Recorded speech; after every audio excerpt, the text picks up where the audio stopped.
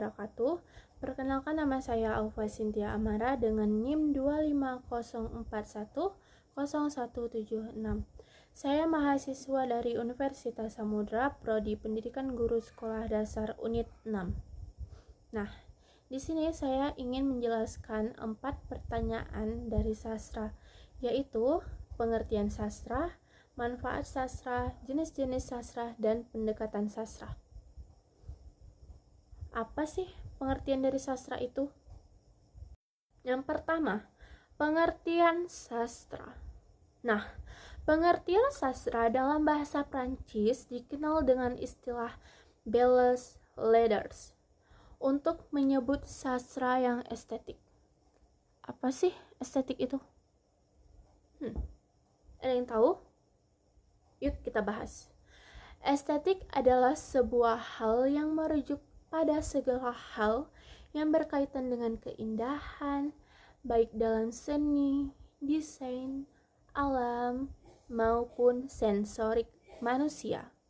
Sastra berasal dari bahasa Sanskerta yang merupakan gabungan dari kata sas yang memiliki arti mengarahkan, mengajarkan, dan memberi petunjuk. Sedangkan tra menunjukkan alat atau sarana. Berarti sastra sebuah alat yang digunakan untuk mengajar sebagai buku petunjuk atau sebagai media pembelajaran. Yang kedua, manfaat sastra. Manfaat sastra itu terbagi menjadi beberapa bagian, yaitu manfaat edukatif atau pendidikan, yaitu pelajaran moral, nilai kehidupan seperti menanamkan nilai kejujuran dan keberanian. Yang kedua, manfaat estetis atau keindahan yang dilihat dari bahasa, gaya penulisan, dan imajinasi seperti membaca novel atau menulis sebuah cerita rakyat.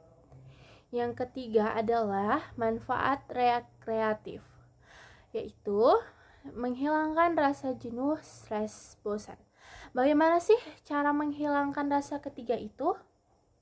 Yaitu dengan meluapkan rasa kesepian itu dengan membaca novel, buku, atau puisi.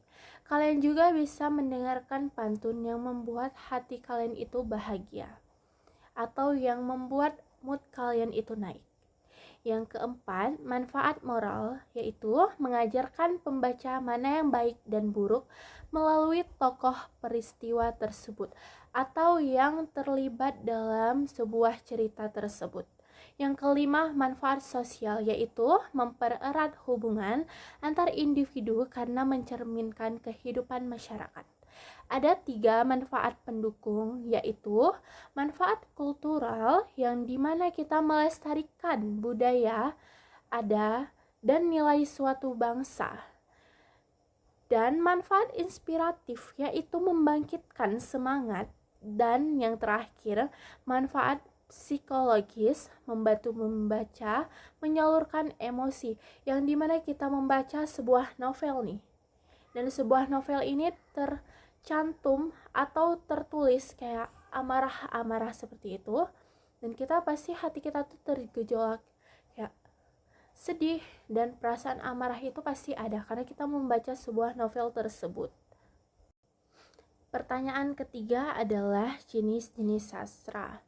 Jenis sastra itu ada 3. Yang pertama yaitu prosa.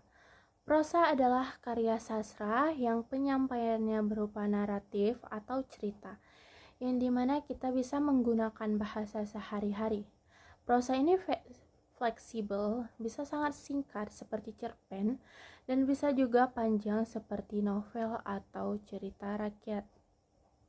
Yang kedua ada puisi. Puisi ini di dalamnya itu terkandung cerita singkat, padat, indah. Dan yang ketiga adalah drama. Drama karya sastra pada umumnya yang isinya berupa dialog, yang dimana dalam drama ini terdiri dari beberapa pelaku atau tokoh yang berbicara. Biasa drama ini sering ditampilkan di televisi atau di stasiun-stasiun TV lainnya. Dan pertanyaan terakhir yaitu pendekatan sastra. Pendekatan sastra adalah cara atau sudut pandang yang digunakan untuk memahami, menganalisis, dan menafsirkan karya sastra. Ada 4 komponen utama yang menjadi pendekatan utama. Yang pertama, pendekatan mimesis. Pendekatan ini beranjak dari pemikiran sebagaimana hasil seni yang lain. Hasil seni yang lain yang merupakan pencerminan atau representasi kehidupan nyata. Kenyataan ini dipakai dalam arti yang seluas-luasnya, yaitu segala sesuatu yang berada di luar karya sastra dan diacu oleh karya sastra. Yang kedua adalah pendekatan objektif. Pendekatan objektif ini membatasi diri pada pemahaman karya itu sendiri, yang dimana di dalam sastra tersebut terdapat tema, alur, dan latar. Dan yang ketiga adalah pendekatan ekspresif. Pendekatan ekspresif ini tidak semata-mata memberikan perhatian terhadap sebagaimana karya sastra itu diciptakan.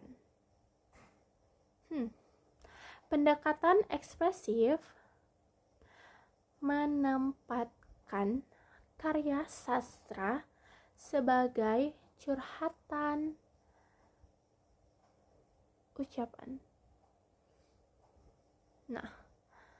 Curhatan ucapan dan proyeksi pikiran dan perasaan pengarang.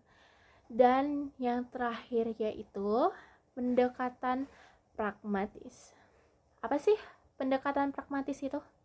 Pendekatan pragmatis itu memberikan perhatian utama terhadap peranan pembaca. Cukup sekian.